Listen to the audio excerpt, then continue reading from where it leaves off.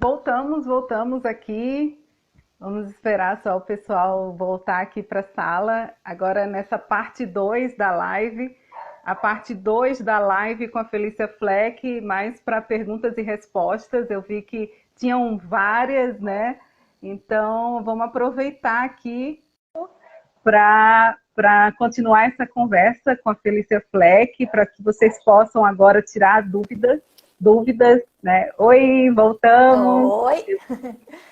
Então, eu vou deixar os comentários abertos e aí a gente pode seguir mais 15, 20 minutinhos com as perguntas de vocês. Eu vi que tinha bastante pergunta interessante, né? Então, eu acho que dá para a gente aproveitar esse momento, que nem não é todo dia que a gente tem uma especialista em contação de histórias, doutora. Né?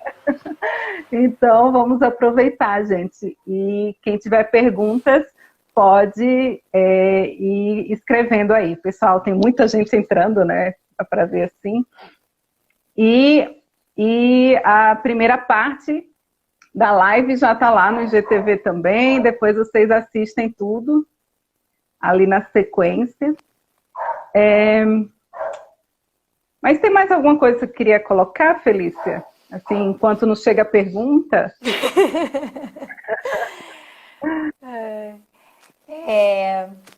Pois agora. Sabe que eu tenho uma questão. Eu acho que talvez seja de algumas pessoas, né? Que eu já ouvi algumas pessoas falarem isso. Nas oficinas de biblioterapia, né? Porque eu trabalho muito com a leitura. Então, as pessoas que querem fazer biblioterapia, elas ficam, que bom que eu não preciso botar fantasia, né, usar um monte de acessório, eu não preciso ser uma contadora de histórias para fazer biblioterapia. Né? E aí as pessoas têm essa visão de que para ser uma contadora de histórias precisa de um monte de parafernália, né? E com você eu aprendi que não, né, Felícia? E o que eu acho muito legal no seu trabalho é isso. É muito... Não precisa, é você, sua voz, sua presença, né? Então, eu queria que você falasse um pouquinho disso, de repente. Sim. Então esse foi o meu caminho, né? Foi a forma como eu aprendi. Eu comecei a contar histórias com o Celso Sisto, que é um contador de histórias bem famoso, bem conhecido no Brasil, uma pessoa que formou muitos contadores, que tem um trabalho muito sólido, muito bacana. E eu aprendi então com ele essa coisa, esse jeito de contar de cara lavada, digamos assim, né? De cara limpa. Sim. E esse é um jeito de contar, né? E existem muitos jeitos. Então, tem aqueles que usam fantasias, né? Que usam figurinos, que usam recursos, que tem gente que vem do teatro e acaba usando os recursos do teatro, tem gente que vem da dança e usa os recursos da dança, tem gente que vem da música. Então, acho que a gente também tem que utilizar, tem que aproveitar aqueles recursos que a gente tem.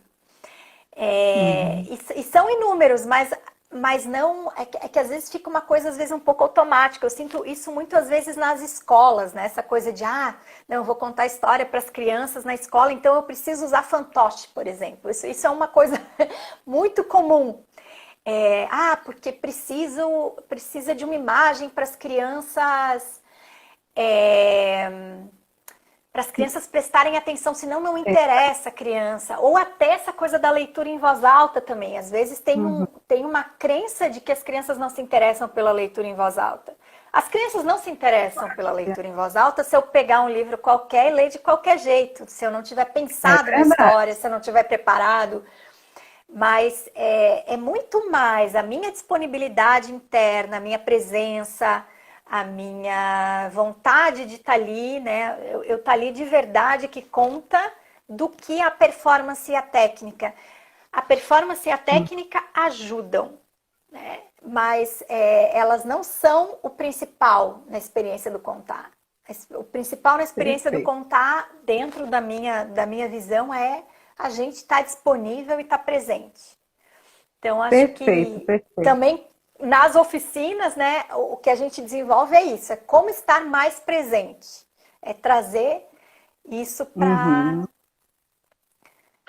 Ótimo, mais ótimo, para ótima dica consciência, né? de ouro.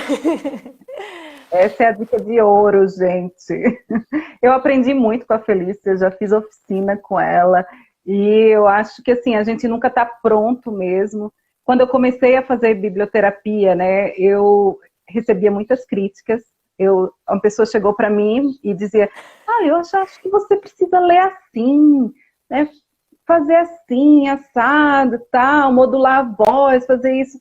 E eu não sabia ler em voz alta. E aí eu fui procurar recursos, oficinas, cursos, enfim, treinar muito para que eu pudesse, né, passar também, fazer essa leitura, como você falou. Às vezes dá para ler para criança só com um livro, e a gente sabendo ali como fazer, também aprende. Enfim, a gente nunca está pronto, tá, gente? Vão aí fazendo cursos, pegando as dicas aqui da Felícia. Alguém está pedindo para repetir o nome do autor dos contos curtos. Tá, acho que de repente até dá para escrever aqui, né? Escreva, né, Adriano? Adriano Salve. Vou botar aqui, ó. Adriano Salve. E eu acho também, Carla, além disso, é aquilo que da gente não precisar do recurso, mas também da gente usar aquilo que faz sentido pra gente, né? Porque por mais que alguém venha e diga, tu devia ler assim, devia ler assado, ou tu devia ser mais expansivo, ou tu devia ser mais intimista, vai ser muito de acordo com aquilo que tu é. E eu acho que a grande riqueza, quando a gente lê e conta uma história para o outro, é que a gente está entregando aquilo que a gente é. E a gente só pode entregar aquilo que a gente é. A gente não pode entregar outra coisa. Então, por isso que a mesma história pode ser contada por diferentes contadores e vão ser histórias diferentes. E não tem assim uma coisa, não tem um jeito melhor e um jeito pior de fazer. Existem jeitos diferentes e, enfim, tem o gosto pessoal. De repente tem gente que gosta mais de um jeito, tem gente que gosta mais de outro e tá tudo bem. A gente também vai buscando e vai se encontrando, mas acho que não tem uma coisa de valor, né? E aí também acho que uma coisa legal de falar é a questão da prática. Qual é a minha intencionalidade também ao contar? Eu quero estar num palco, eu quero estar no teatro, eu quero eu quero ser uma profissional da contação de histórias, eu quero contar histórias na escola para os meus alunos, eu quero contar história para os meus filhos em casa, eu quero usar a contação de histórias para aprimorar a minha prática da biblioterapia. Então, para que eu quero? Não acho que a excelência, né? Acho que o contar histórias, ele é sempre... eu gosto muito de enfatizar isso. É uma atividade artística. É arte. A gente tem que buscar, sim, a excelência, tem que buscar a estética, mas é diferente o meu encaminhamento se eu vou contar no palco ou se eu vou contar de uma forma mais informal para os meus alunos. Uma coisa não é mais importante do que a outra de maneira nenhuma, né? Mas são só encaminhamentos diferentes. Então, de repente, eu vou investir mais na técnica se eu vou ocupar o espaço do palco, porque eu preciso chegar de um jeito diferente em quem está me ouvindo, né? Do que na prática, que de repente com as crianças ali da minha sala de aula, eu posso contar histórias todos os dias e posso explorar outras coisas. Então, isso é importante. Nesse sentido, o ambiente, né, pede coisas diferentes, né? Então, isso também. Vamos aqui para as perguntas. Marilene, gostaria de saber se a pessoa que nunca contou história consegue desenvolver uma contação. Olha que consegue. Com certeza, Marilene. E nas oficinas da Felícia, você precisa ver, só sai um monte de contador ali que nunca contou história. Eu sou uma delas. Então, isso. E acho que sempre pensando que as oficinas, elas ajudam a despertar esse contador, a aprimorar esse contador, a trazer, né, à tona esse contador. E que é a prática, né? É a prática, é a persistência, é a gente experimentar. Eu gosto sempre de dizer nos meus cursos também que, assim, Não desistam se na primeira vez não deu certo, e se na segunda e na terceira também não deu. Continuem contando, experimentando, encontrando esse jeito de contar que faz sentido e que funcione. Isso não é uma coisa de uma hora para outra, é uma coisa que a gente vai construindo, não tem outro jeito. Ó, a Marca Leges pergunta: na contoterapia há espaço para os contadores de causos tão populares no interior do Brasil? Na contoterapia. Claro, com certeza. Os causos estão aí dentro disso que a gente está chamando de tradição oral, né? Então, eles têm todo esse caráter que eu estava falando, assim, de trazer essas questões da ancestralidade. E, às vezes, gente, uma coisa que é importante também a gente pensar é que não é só o conteúdo do conto que interessa. Às vezes, a gente está contando uma história e a pessoa que está ouvindo lembra de alguma coisa da infância, que pode não ter a ver exatamente com a história que está sendo contada. Às vezes tem a ver, pode ser uma temática parecida, pode ser o tipo de conto. Então, se de repente tu ouviu muitos causos quando tu era pequena, quando tu ouviu um outro causo, isso vai te remeter meio automático. Então, isso também é terapêutico, isso é muito terapêutico. Propiciar essas memórias, trazer isso para a consciência. Então, não é só o conteúdo, é o ato de contar e de ouvir e de estar junto, mesmo que seja virtualmente, tá? É o estar junto. Sim. A Lidiane, ela disse assim: minha pergunta é nessa direção. Na sua opinião, qual margem que há entre contação e teatro de histórias? Teatro de histórias, isso é novo para mim. É como se fosse contação de palco. É que, na verdade, no teatro sempre se conta uma história, né? O teatro é narrativo também. Então, tem diferenças, mas tem muitas semelhanças. É aquela coisa que eu dizia lá da mesma, né? Da importância lá da poeira embaixo das patas de um elefante, né? A gente querer diferenciar uma coisa da outra. As duas coisas estão muito ligadas. Tem muita gente que defende que a contação ela também nasce do teatro, ela é um viés do teatro. Mas, de maneira geral, o que eu posso dizer? Assim, que a contação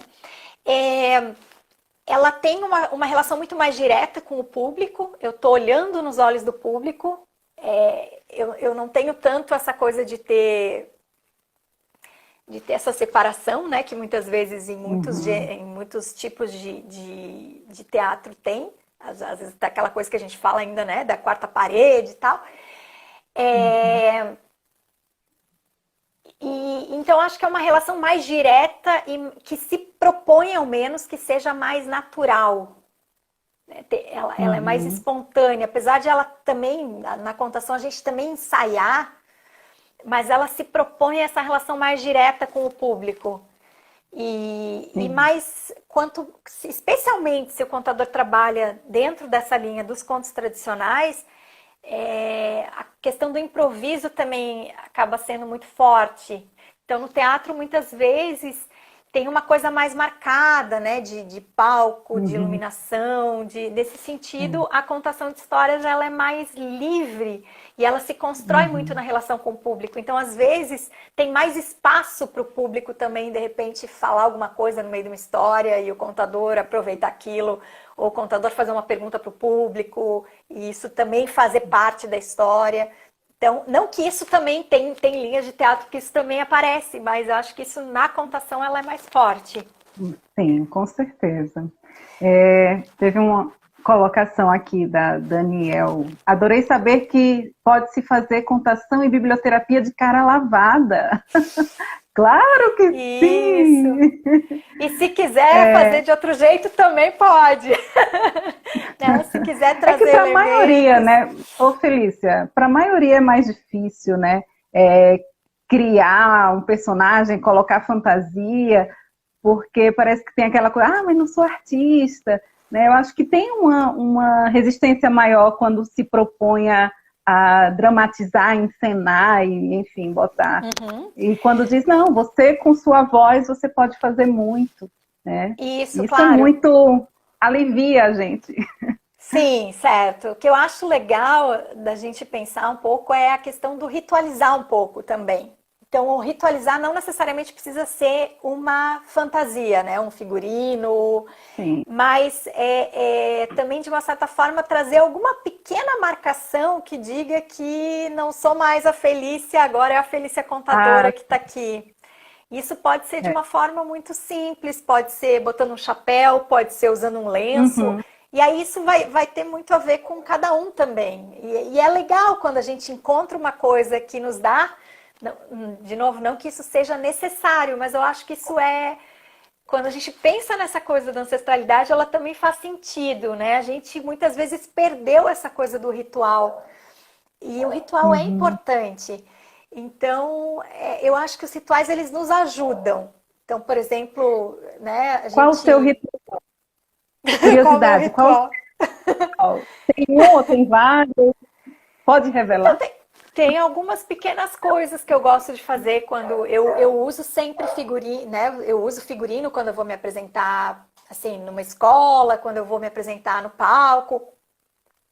É um figurino que muito mais sugere do que entrega. Então, eu jamais me fantasio, Isso. por exemplo, de Branca de Neve. Eu trago elementos daquilo que eu gosto. Então, para mim, uma coisa que faz muito sentido na minha vida e que é muito forte para mim é a cultura cigana. Então, eu uso saia, uma saia Hum, colorida, eu uso uma flor no cabelo. São coisas que me ajudam a me conectar com a minha contadora. E aí, cada um tem o seu perfeito. contador.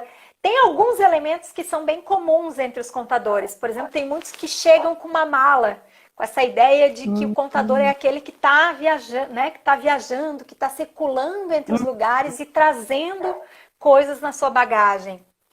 Esse é um, eu acho que é uma simbologia bem bonita, assim, né? De pensar. Uhum. Mas acho que é legal a gente ir encontrando as nossas, né? E aquilo que faz sentido pra gente. Sempre, sempre assim. Uhum. Gente, dá uma olhada nos vídeos da Felícia lá no YouTube, aí vocês vão entender um pouquinho, né? Dá uma olhada ali no Instagram dela, porque é muito bonita a forma como você se apresenta, eu acho. Eu sou sua Ah, fã, né? obrigada. Então é muito delicado, é muito sutil, mas de fato, você falando agora, dá para perceber que tem a Felícia Fleck e tem a Felícia Fleck contadora, mas que as duas também são uma coisa só. Né? Tem aquela, Uhum. tem essa, mas é uma coisa, não dá para separar, né? Quais faculdades aqui no Brasil têm essa formação em contação de história? Existe formação em contação de história? Como se vira um contador de histórias, Felícia Fleck? Então, tem muitos cursos livres, como os que eu ofereço, por exemplo. Tem cursos institucionalizados, como o SESC. Então, uma grande referência é o SESC, foi, por exemplo, onde eu fiz vários cursos. Hoje eu dou cursos para o SESC também. E aí, fale de novo o nome do. Porque a pergunta seguinte é: poderia repetir o nome do mestre de contação, que foi o Celso, né? Celso Sisto. Isso, o Celso Uhum. Sisto. Aham. Tem alguns cursos agora de especialização também em contação de histórias, geralmente não só em contação de histórias e literatura Em infantil. literatura.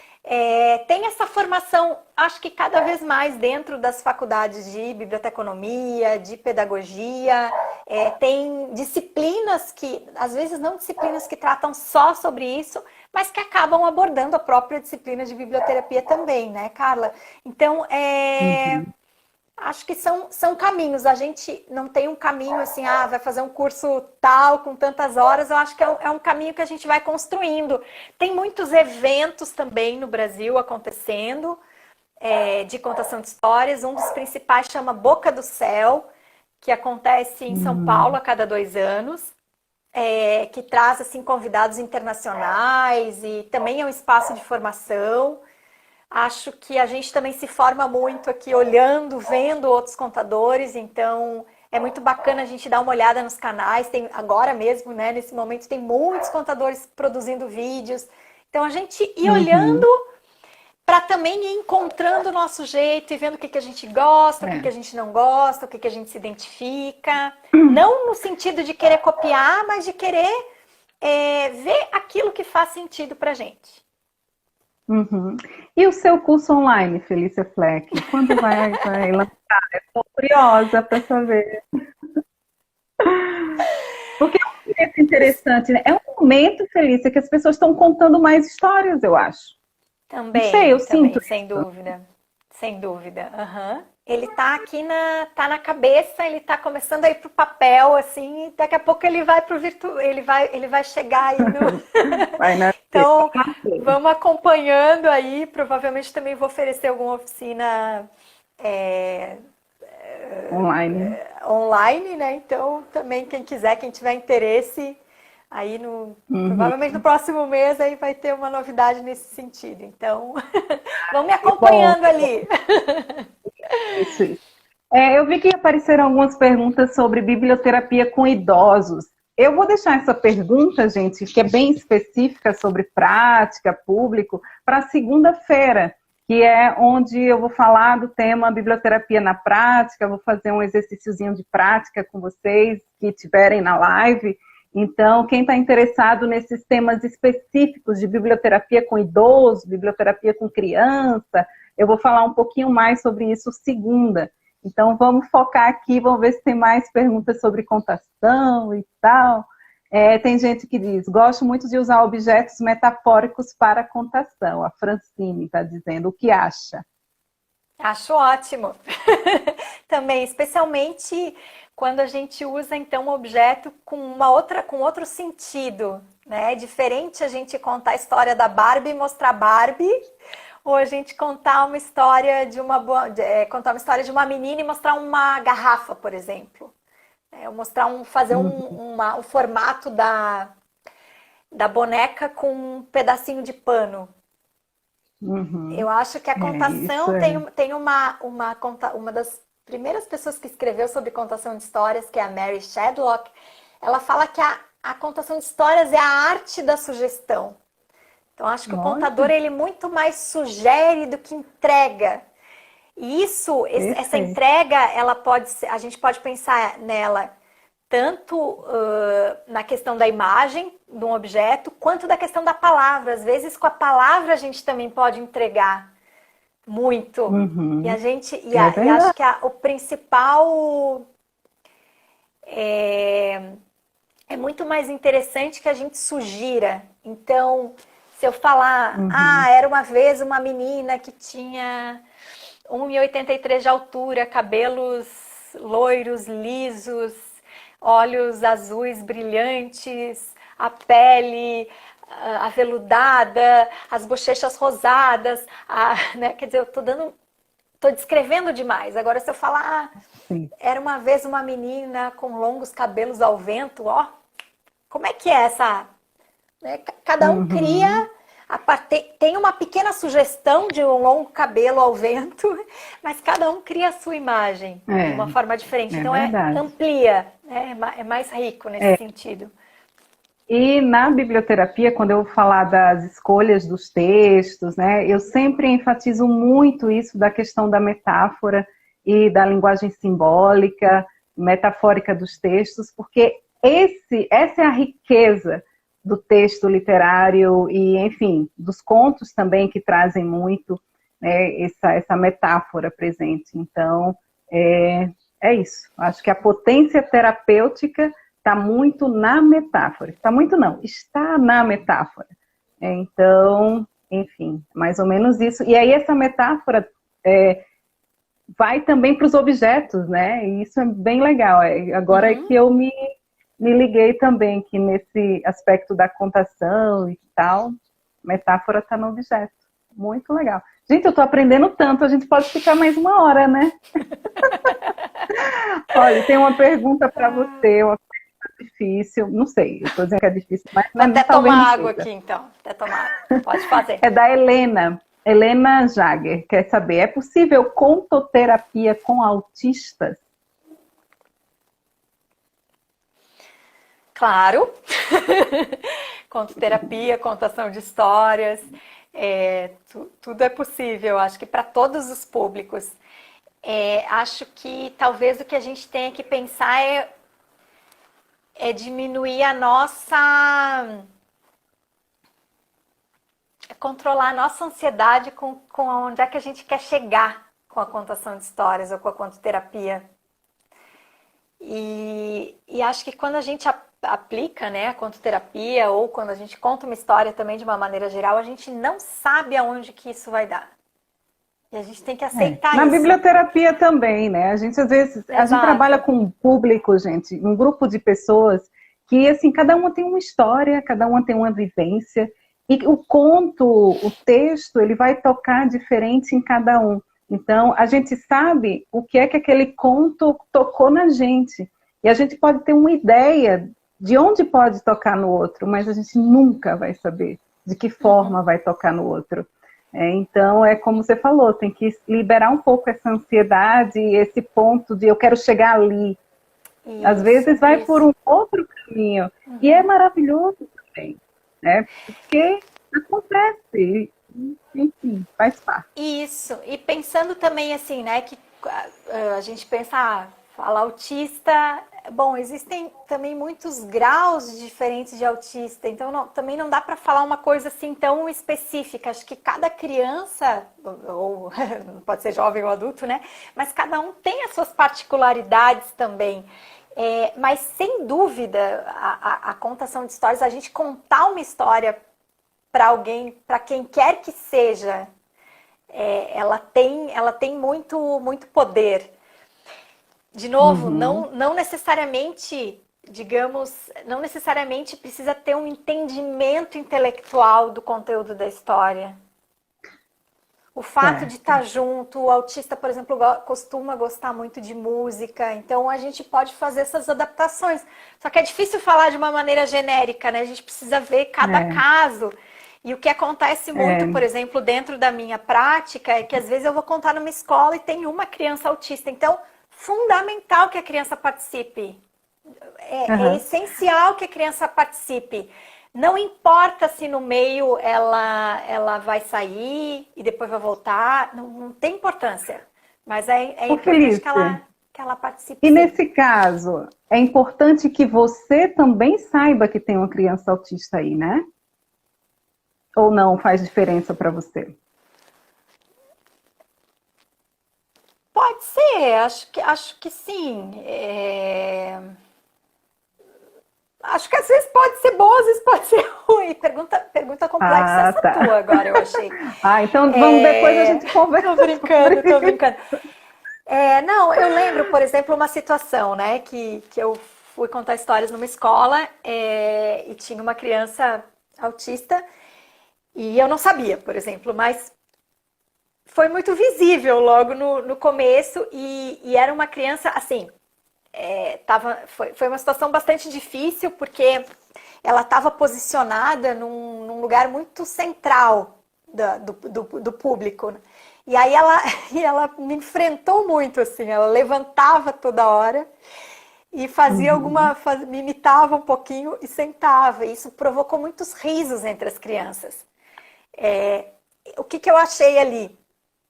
Que não teve um encaminhamento correto por parte, às vezes, da escola. Então, aquela criança poderia, se ela tivesse um pouquinho mais no canto, ela não chamaria tanta atenção e não teria provocado aquilo que provocou. Mas, de qualquer forma, assim,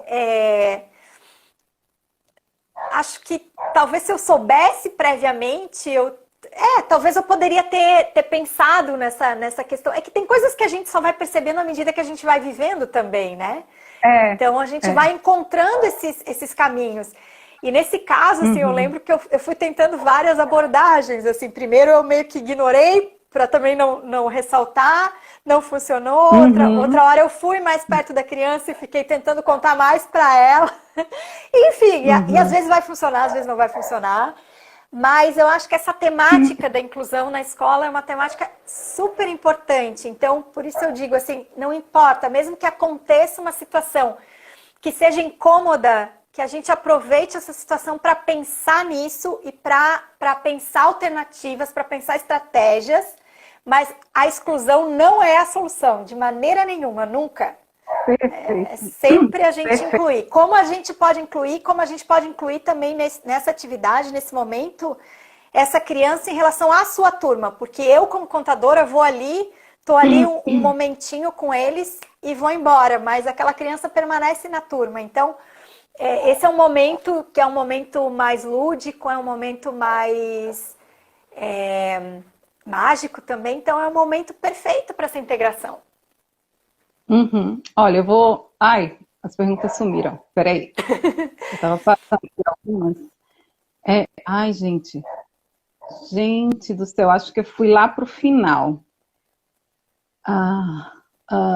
Porque tinha uma pergunta interessante aqui sobre a contação de histórias e a biblioterapia. Deixa eu ver se eu acho aqui só, tá? E aí a gente vai partindo aqui pro final, tá, gente? Porque senão a gente vai dormir aqui nessa live. E eu realmente não estou conseguindo. Ah, tá. Agora eu acho que eu tô. É da Upanda. Tá. Ah, eu não achei a pergunta que eu queria, mas vamos para outra aqui. Há quem faça entre leitura. É do Gilson. Há quem faça diferença entre leitura compartilhada, ler um livro para um ou mais espectadores e contação de histórias. Às vezes usam livro, às vezes não. Como você compreende essa diferença? Felícia Fleck. Então, a contação de histórias, acho que como eu tinha falado, né, antes da questão da contação de histórias, ela pode ser tanto a narração quanto a leitura, tu está chamando de leitura compartilhada, pode ser leitura em voz alta ou mediação de leitura, acho que tem a mesma característica. Então, a contação de histórias, nesse sentido, ela é mais ampla, porque ela também engloba a narração oral. Sempre gosto de dizer que não acho que uma prática é mais importante do que a outra, não acho que uma seja melhor do que a outra, ela tem usos e tem encaminhamentos diferentes, dependendo também do meu objetivo. Se eu, por exemplo, estou dentro do ambiente escolar, estou dentro da biblioteca e quero levar, tenho uma intencionalidade de levar ao livro, de levar à leitura, é importante que tenha o livro. É importante que eu referencie o livro. Posso também contar histórias oralmente, mas em algum momento é importante. Se eu tenho esse objetivo, por exemplo, né, se eu tenho essa intenção, é importante que eu traga o livro enquanto objeto. Sim, olha, e lembrando também, assim, só uma coisa que eu gosto sempre de ressaltar, que a leitura compartilhada, a leitura em voz alta, a mediação de leitura, não deve ser menos bem preparada do que a contação, porque a narração oral, ela demanda que a gente pelo menos memorize a história, né? Então a leitura em voz alta, ela deve ser também, ela também é uma arte, eu acho, né? Eu também acredito muito nisso, assim. Então ela deve ser bem preparada. A gente deve se dedicar a isso. Eu preparei uma leitura para você. Eu preparei uma leitura para você, agora eu tô com medo de ler, porque você é a professora. Mas eu vou ler. Só uma pergunta aqui, ou uma pergunta não, uma colocação sobre o autista que foi interessante. A Niana disse, já contei para autistas. Com o tempo, eles foram se entregando e o resultado foi fantástico.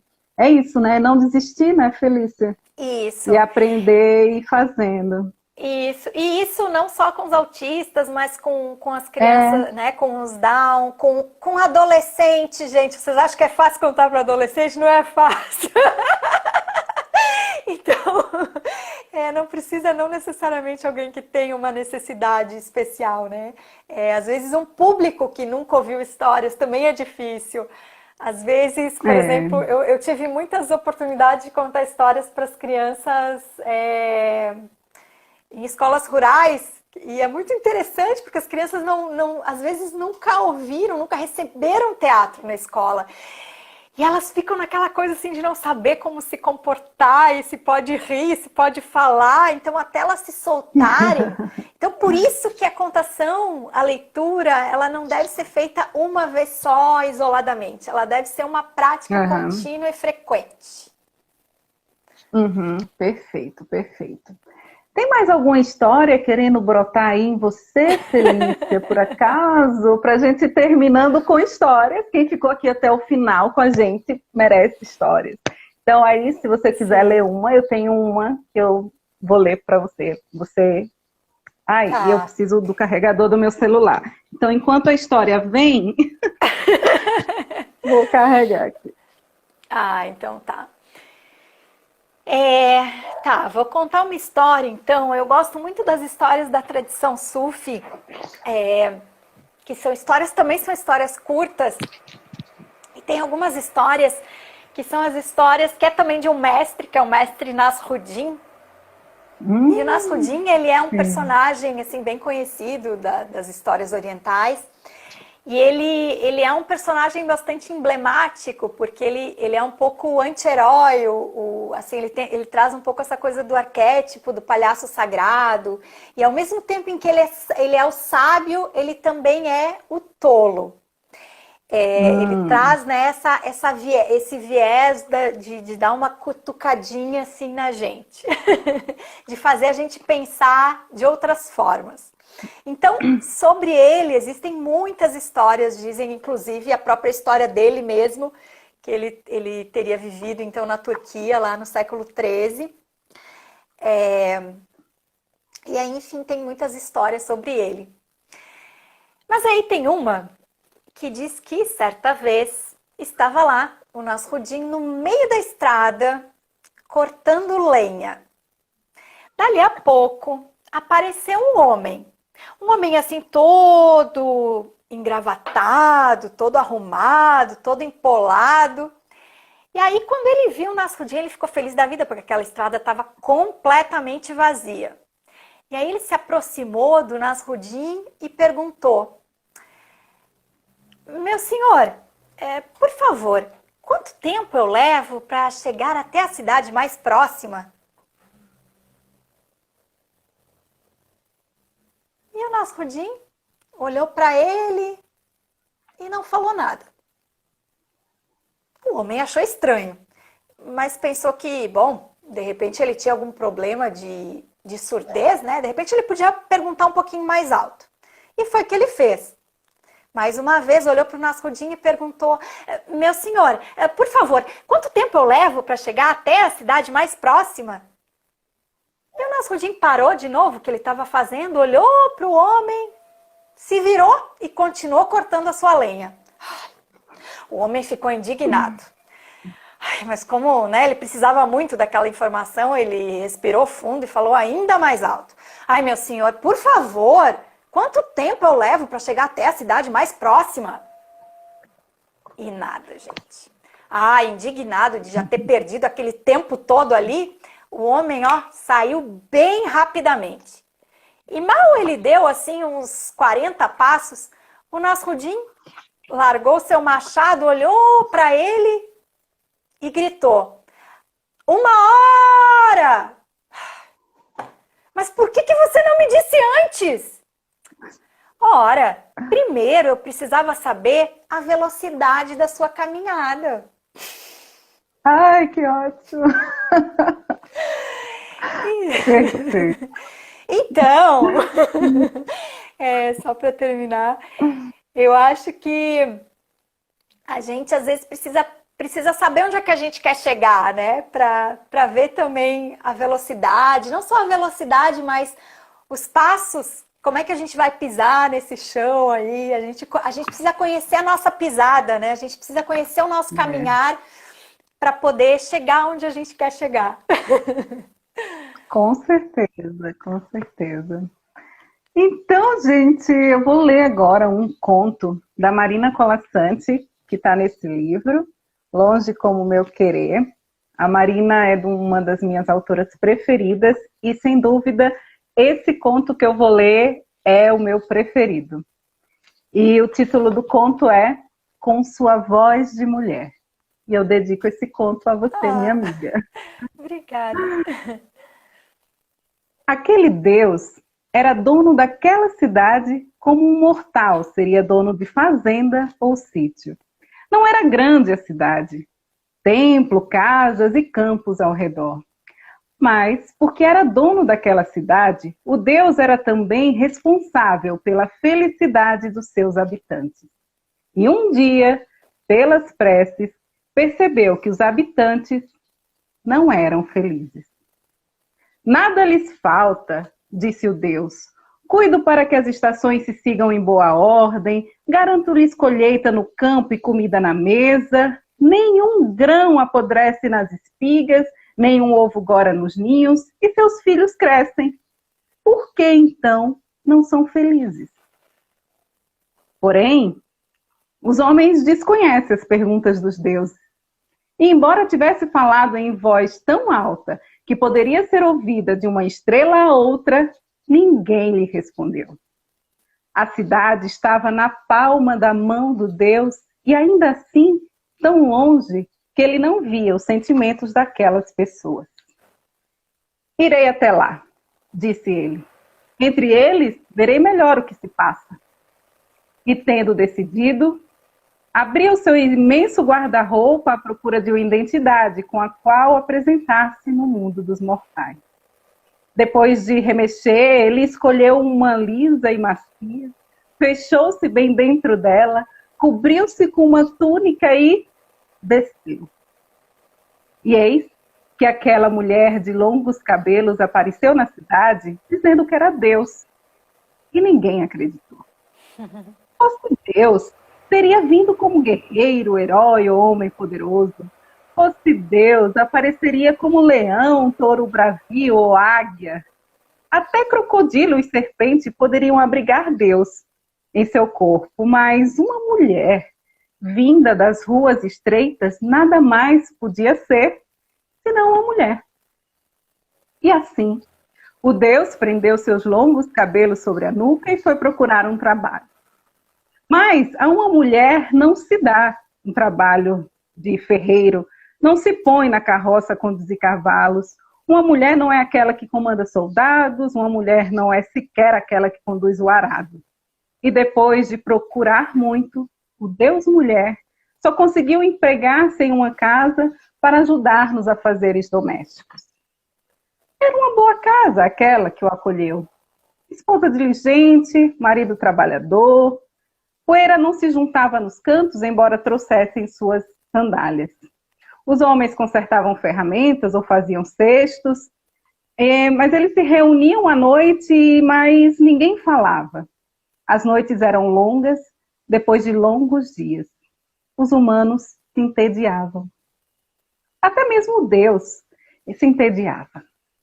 E uma noite, não suportando a mesmice dos gestos e do silêncio, ele abriu a boca e começou a contar. Contou uma história que se havia passado no seu mundo. Aquele mundo onde tudo era possível, onde viver não obedecia a regras pequenas como a dos homens. Era uma longa história. Uma história como ninguém nunca havia contado naquela cidade, onde não se contavam histórias. E as mulheres ouviram de olhos bem abertos, enquanto o fio saía fino e delicado entre seus dedos. E os homens ouviram esquecidos das ferramentas, e o menino que chorava adormeceu no colo da mãe. E as outras crianças vieram sentar-se aos pés do Deus. E ninguém falou nada enquanto ele contava, embora em seus corações todos estivessem contando com ele. A noite foi curta naquela noite. Na noite seguinte, reunidos todos no estábulo, como todas as noites, o Deus não falou. As mulheres olhavam para ele de vez em quando por cima do fuso. Os homens evitavam barulho, deixando o silêncio livre para ele. Todos esperavam. Mas as crianças que brincavam com o Deus mulher durante o dia vieram juntar-se ao seu redor. Uma puxou de leve sua saia e pediu: "Conta!" E com sua voz de mulher, o Deus contou. Assim, noite após noite, o Deus entregou suas histórias à família, como até então lhes havia entregue as frutas maduras cheias de sementes. E não apenas àquela família, porque logo o vizinho da frente soube e à noite apresentou-se no estábulo com os seus parentes, e depois foi a vez do vizinho do lado, e em pouco tempo o estábulo estava cheio e pessoas amontoavam-se nas janelas e portas. Agora, durante o dia, enquanto aravam, martelavam, enquanto erguiam um machado, os homens lembravam-se das histórias que tinham ouvido e tinham a impressão de também navegar, voar, cavalgar trovões e nuvens como aqueles personagens. E as mulheres estendiam os lençóis como se armassem tendas, repreendiam o cão como se domassem leões. Até o pastor, com suas ovelhas, não estava mais só, e as ovelhas eram a sua legião. Os homens sorriam, debruçados sobre suas tarefas, as mulheres cantavam e tinham gestos amplos nos braços, e as crianças se enrodilhavam estremecidas de medo e prazer. O tédio havia desaparecido. Foi quando uma mulher que havia estado no estábulo passou a repetir as histórias do Deus para outros habitantes da cidade. Repetir exatamente não.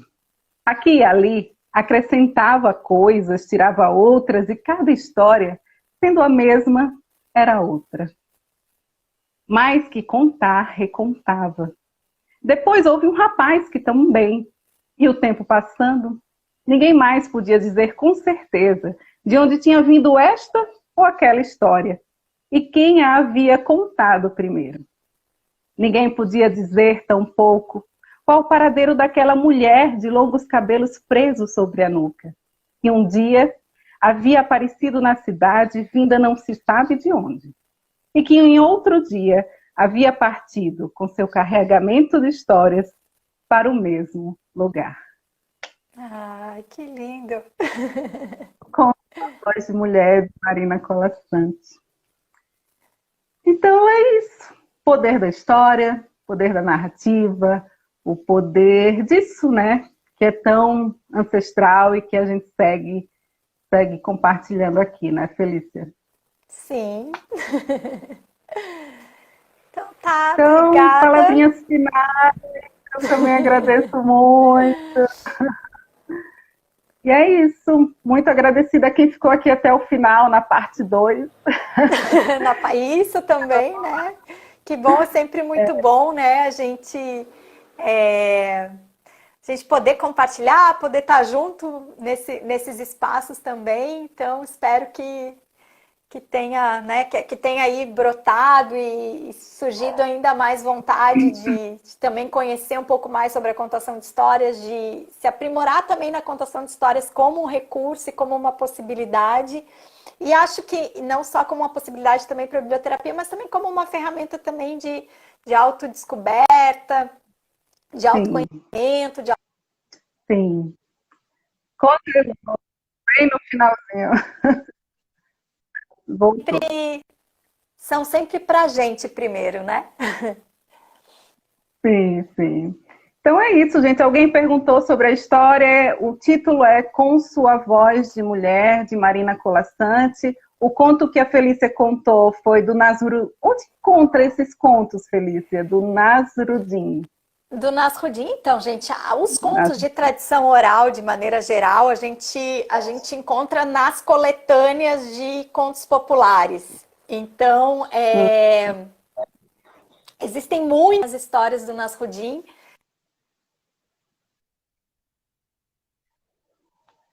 .com.br, que tem algumas delas. Mas é um trabalho mesmo rapidinho? De cavocando, assim. Nasrudin.com.br. A gente encontra alguma coisa na internet. Isso. Tá bom. Deixa eu botar aqui, peraí. Tá bom, então. Nasrudin.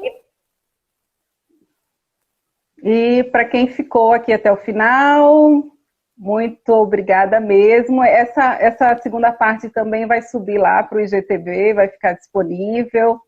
Certo, gente? E uma ótima noite para você. Essa live aqueceu essa noite fria aqui de Floripa para mim. E é sempre bom estar com você, minha amiga. Muito obrigada mesmo, tá? Obrigada também. Tchau, Até a próxima. Tchau. Beijo. Até.